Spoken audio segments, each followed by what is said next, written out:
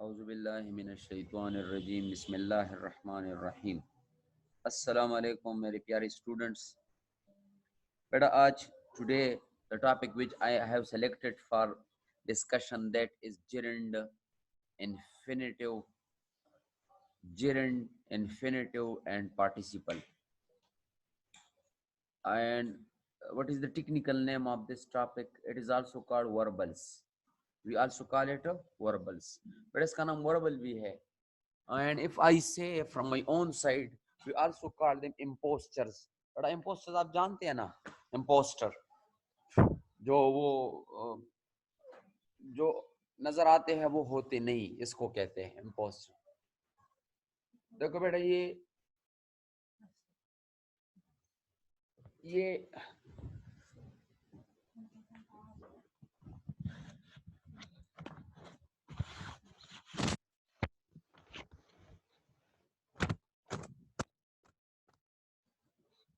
ठीक है बच्चे, कम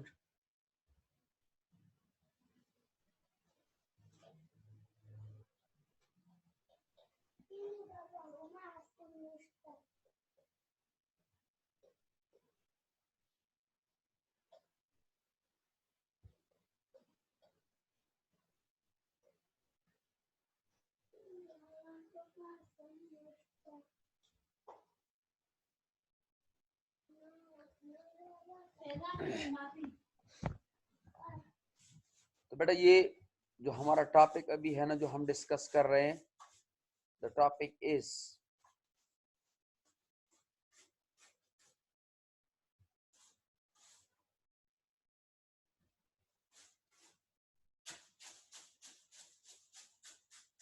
वर्बल्स.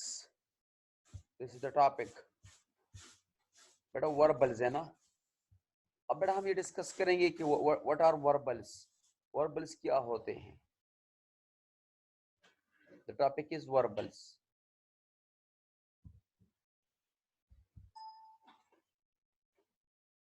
चलो बेटा मैं ये है बेटा टॉपिक. बेटा थोड़ा सा इसको देख ले. वी कॉल देम वर्बल्स ना, हम इसको वर्बल्स कहते हैं.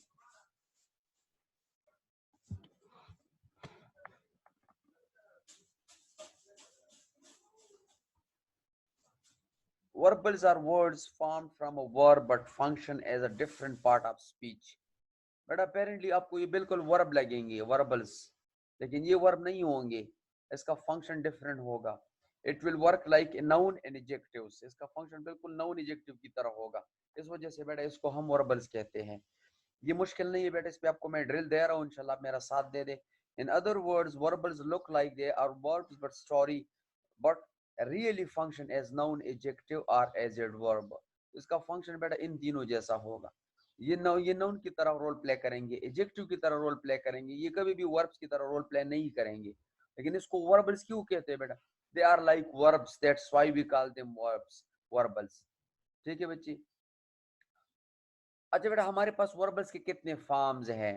For the verbals we are having 3 forms. Number 1 gerund, number 2 infinitive, number 3 participle. But अब एक एक चीज पर इंशाल्लाह मैं आपको डिटेल लेक्चर दूंगा. आप थोड़ा सा देखते जाओ कि जेरंड क्या होगा, इंफिनिटिव क्या होगा, पार्टिसिपल क्या होगा. ठीक है बच्चे. अब बेटा जेरंड की तरफ आते हैं. तो बेटा अगर मैं यहाँ पर जेरंड, इसके फौरन बाद मैं न्यू स्लाइड अगर क्रिएट कर दूं ना, आप यू बी विद मी. अगर मैं इसके बाद जेरंड के बाद एक नया स्लाइड ले लूं तो बेटा थोड़ा सा देख ले, इसमें देख ले.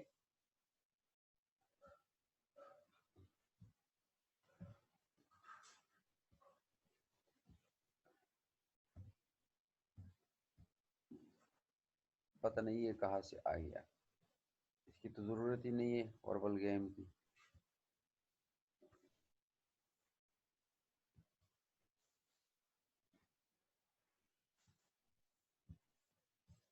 बड़ा हम बात करते हैं जेरेंट्स की. ठीक है बच्चे. अब इसको थोड़ा सा देखते जाए. मुझे इसकी समझ नहीं पड़ रही, इसको कैसे आती.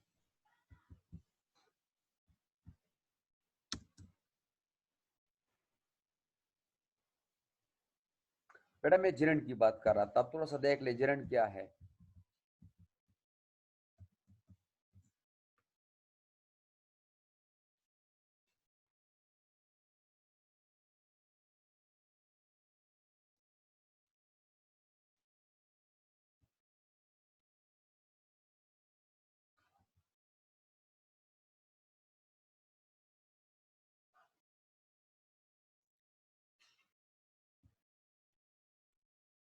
देखो बेटा जेरंड, ठीक है बेटा, थोड़ा सा आप इसको, gerund is a verbal that ends with ing and function as a noun, base form plus base form of verb ing is called gerund. तो बेटा मैं सेंटेंस लिखता हूं ना, आई एम वॉकिंग, WALKING।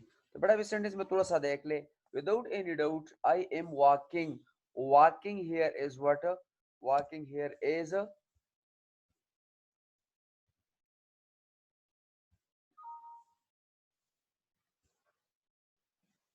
बेटा वॉक, आई एम वॉकिंग। तो इसमें no doubt कि आप आई एम को देख ले, ऑक्सिलरी है, और वॉकिंग इसका क्या बना, प्रोग्रेसिव टेंस बना। देखो बेटा याद रखना, WALK walk plus this is called base form, walk is a base form, when it is taking ing with itself it become walking, so when it takes as an auxiliary with itself like I am walking, तो बेटा अब ये क्या बन गया, अब ये आपका फुल वर्ब बन गया, ये वर्ब है यहाँ पर, ठीक है बच्चे। अगर इसकी जगह मैं इस अपने साथ, if it is not taking em, कोई ऑक्सिलरी वॉकिंग अपने साथ नहीं ले रहा, and it is occupying the place of the subject, it is occupying the place of of adjective, तो बेटा फिर ये क्या कहलाएगा, फिर ये वर्बल कहलाएगा, जेरंड कहलाएगा, फिर ये वर्ब नहीं कहलाया जाएगा। मसलन आई एम वॉकिंग, बेटा थोड़ा सा देख ले, मैं इसको ऐसे कर रहा हूं ना, walking is good for your health, for example मैंने ऐसे लिख लिया। तो बेटा इस सेंटेंस को थोड़ा सा देख ले, अब इसमें आई एम वॉकिंग, अब ये जो है ना बेटा, ये वॉकिंग, ये जो आप देख रहे हैं दिस वर्ड, बेटा व्हाट इज दिस, आपका ये जो वर्ड है ना, दिस वर्ड, ये क्या बन रहा है, आपका ये वर्ड जो है ना आई एम वॉकिंग, तो बेटा ये वॉकिंग जो आप देख रहे हैं ना, ये वर्ब है। लेकिन अगर मैं कहूँ वॉकिंग इज गुड, तो अब ये वॉकिंग जो बेटा, it is occupying the place of what, it is occupying the place of subject, अब ये सब्जेक्ट की जगह ले रहा है, ठीक है बच्चे, ये सब्जेक्ट की जगह ले रहा है। तो जब ये सब्जेक्ट की जगह ले रहा है, तो बेटा यहाँ पर ये क्या बना, now it is called gerund, walking is good, ये अपने साथ, now it functions like noun, क्योंकि no doubt walking is activity but it is not a main verb, तो अब यहाँ पर walking आपका क्या बन गया, this walking is called now gerund, ठीक है बच्चे। नेक्स्ट एग्जांपल, अगर मैं नेक्स्ट स्लाइड पे चला जाऊं, बेटा मैं एक नेक्स्ट स्लाइड पे थोड़ा सा आपको प्रैक्टिस दे दूं अबाउट जेरंड्स, तो अब देख ले बेटा, मैं आपके सामने कर रहा हूं, एक बेटा next one is, what is this,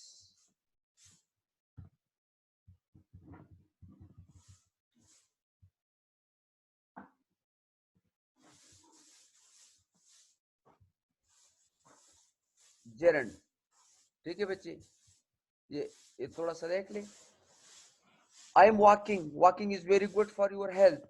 अगर मैं बेटा, चलो मैं यहाँ पर इसके साथ कुछ और, अगर मैं इसको ऐसे लिखूं कि आई सा, सॉरी, आई एम स्लीपिंग, बेटा इसको थोड़ा सा देख ले, अगर इसको मैं ऐसे कर लूं, sleeping is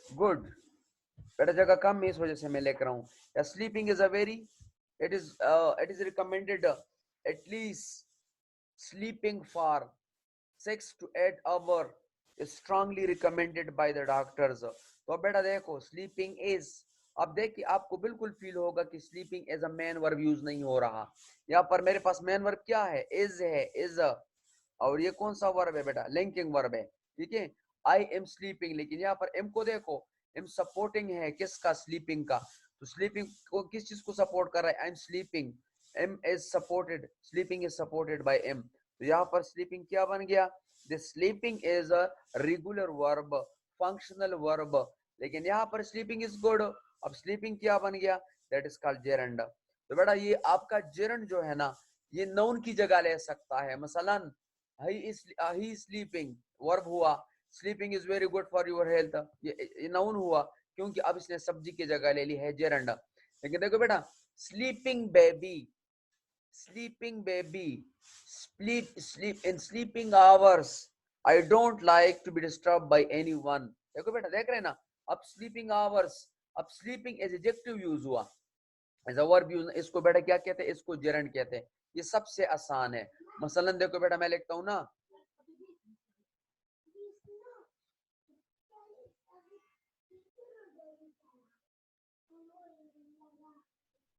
gerund example number one, read plus ing, reading gerund, reading helps you learn English, I'm reading, अगर बेटा मैं ऐसे कहूँ ना reading, I am reading a book, इसको बेटा थोड़ा सा देख ले, इंटर आ जाए, reading, I am reading a book,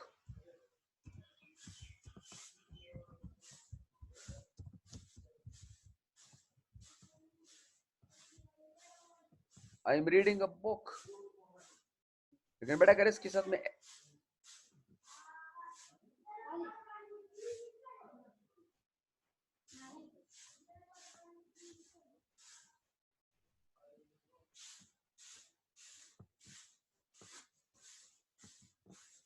अब इसको थोड़ा सा देख ले, reading, I am reading a book, reading helps you learn English, reading books is a very good habit, reading helps you learn English, I saw him reading books, I saw him watching movie, I am watching movie।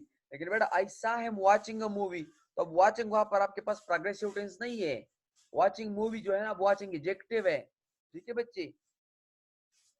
तो बेटा ये आपने इन चीजों को understand करना है कि gerund क्या है, gerund is called base form plus ING, base form go going, base form sleep sleeping, base form read reading, base form watch watching, base form sweep sweeping, base form help helping, ये सारे के सारे। लेकिन बेटा जब अपने साथ ही auxiliary नहीं लेगा तो फिर जेरंड कहलाएगा। जेरंड के लिए मोस्टली क्या होता है, it comes in the very start of sentence, ये मोस्टली सेंटेंस के शुरू में आता है, इस वजह से बेटा इसको जेरंड कहते हैं। ये वर्बल्स है, क्योंकि ये वर्बल के इम्पोस्टर्स है, आपको फील होगा कि ये वर्ब है लेकिन बेसिकली वर्ब नहीं होगा, it function like adjective and it function like a noun, ठीक है बच्चे। मसलन waiting, I am waiting for you, there is no point in waiting for ever, waiting, waiting, waiting hours, बेटा देख रहे हो ना, I am waiting for you, अगर इसको मैं देखो हर वर्ड का बन सकता है, कोई ऐसी बात नहीं है, I am waiting, I am waiting for you, मैंने ये कर लिया, फुल स्टॉप। आगे बेटा देखो इसमें तो मजीद जगह नहीं है, लेकिन अगर इसको मैं आई एम वेटिंग फॉर यू, इसकी जगह अगर बेटा मैं ऐसे कर लू ना कि आई am waiting for you, waiting for anyone in early in the morning is very critical, waiting for someone in the cold is really made me upset, देख रहे हो, अब वेटिंग शुरू में आ रहा है। अच्छा बेटा अगर वेटिंग को आप as a subject as adjective use करोगे तो कैसे करोगे, waiting lodge, waiting area, waiting room, waiting hours, ये सारा का सारा। तो बेटा मैंने आपसे क्या कहा, जेरंड को आप एज एन एडजेक्टिव यूज कर सकते हैं और जेरंड को आप एज अ नाउन यूज कर सकते हैं, इस वजह से जेरंड को बेटा याद रखना, ये पेपर में आएंगे।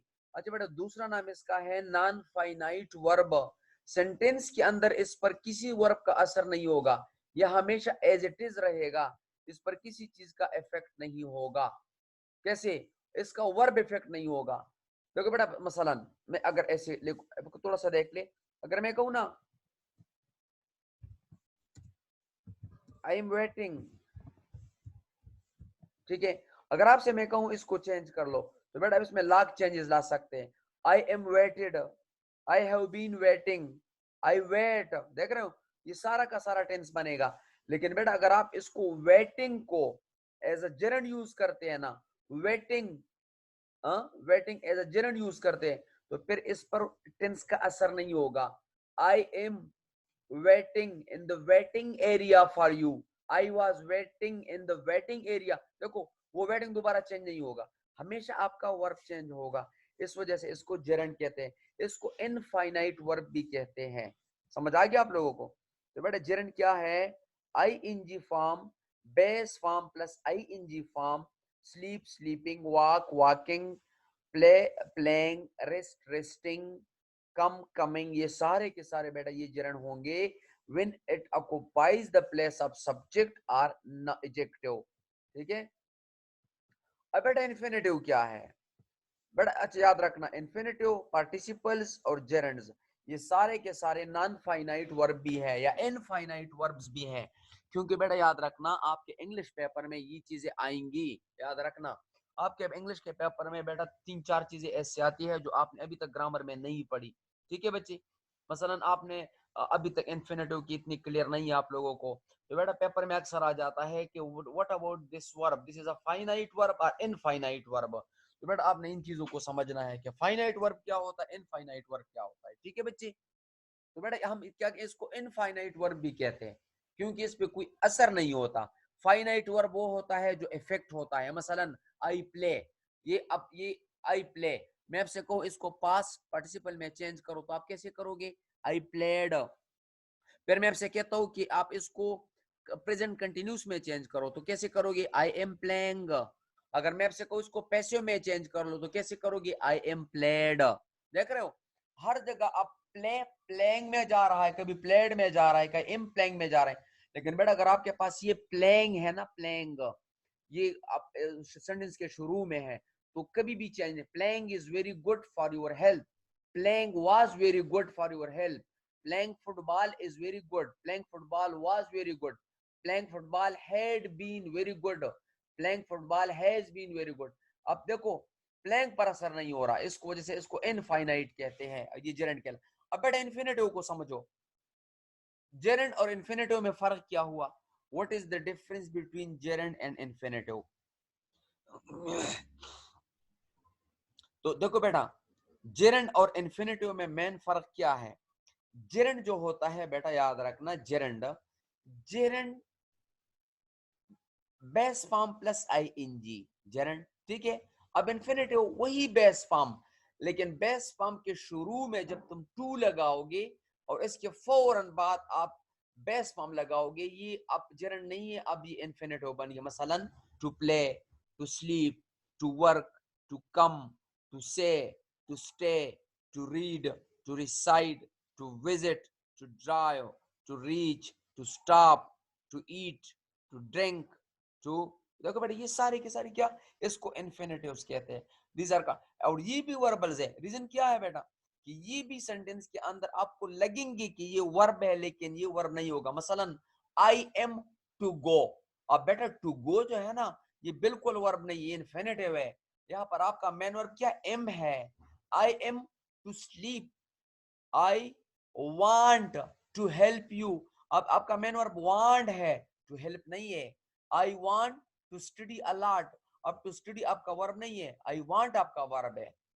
ठीक है बच्चे। इस वजह से infinitive two plus base form infinitive कहलाएगा। मसलन to learn is important.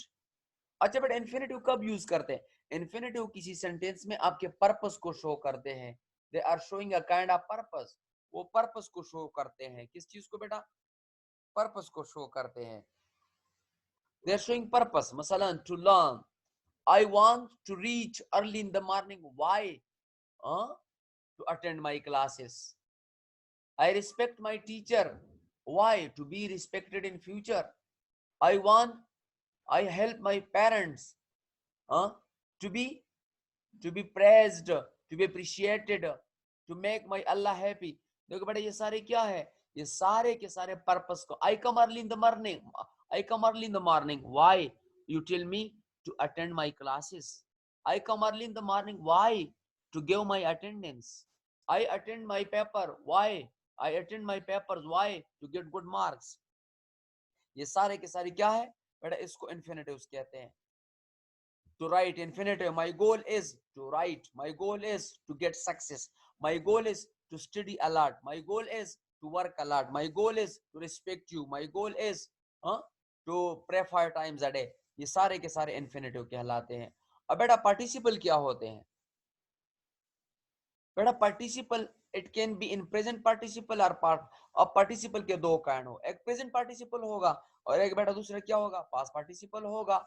Present participle and होगा आईएनजी पर और पास्ट पार्टिसिपल एंड होगा ईडी dt और जिस तरह मतलब देखो ईडी वाचड, ठीक है बच्चे, वाकड, वाकड, देखो टी भी आया, स्लेप्ट, en, और ये तो बेटा आप आपके सामने आ जाएगा, देखते जाओ।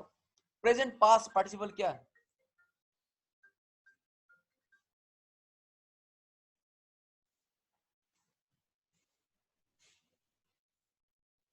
हेलो वालेकुम सलाम जी। वाह उस्ताद जी, उस्ताद है पे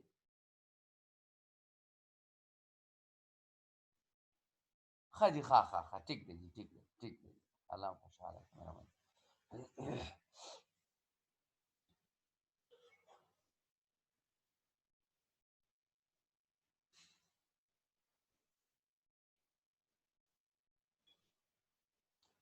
अच्छा देखिए जी, प्रेजेंट एंड पास्ट पार्टिसिपल, देखो बेटा द राइजिंग सन, देख रहे हो, प्रेजेंट पार्टिसिपल में अब ये होगा the rising sun, the risen sun, देखो to boil, the boiling water, the boiled water. अब देखो बेटा द बॉइल्ड वाटर, अब इसका रोल बेटा क्या होगा, बॉइल्ड का, ये एडजेक्टिव की तरह रोल प्ले करेगा।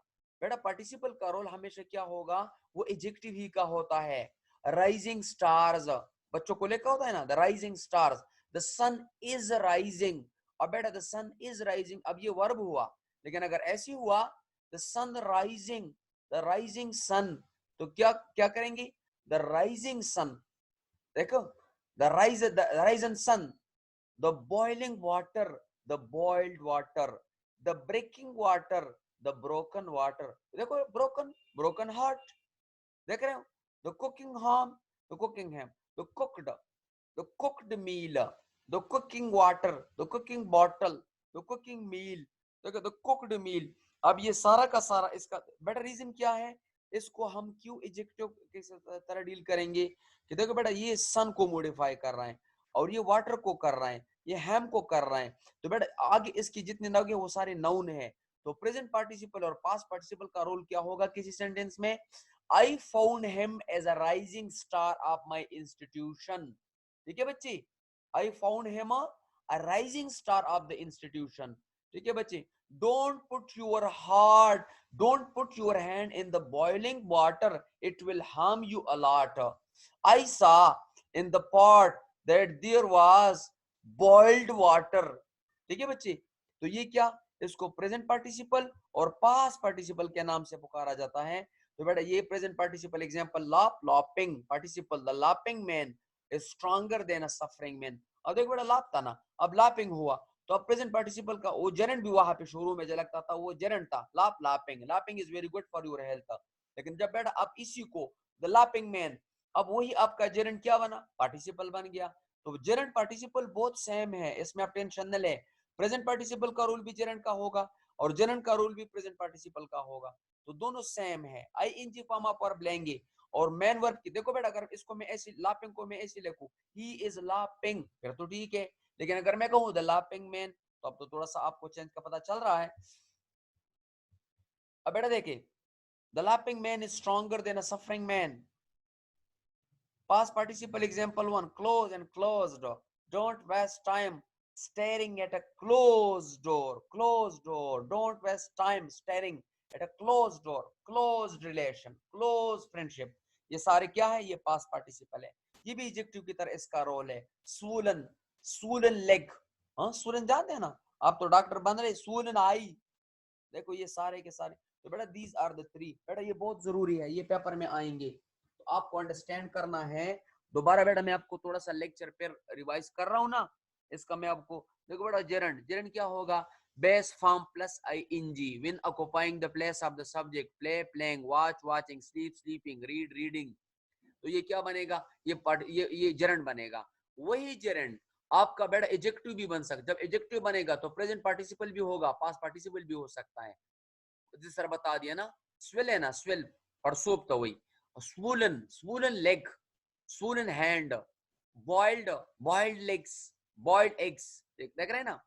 तो बेटा ये सारे के सारे लेकिन अब फर्क क्या है, जेरेंड के लिए बेटा जरूरी है कि जरूर आईएनजी साथ होगा, लेकिन पास पार्टिसिपल के लिए जरूरी नहीं, वो तो second form of the verb होगा या third form of the verb होगा। ठीक है बच्चे, ये फर्क है।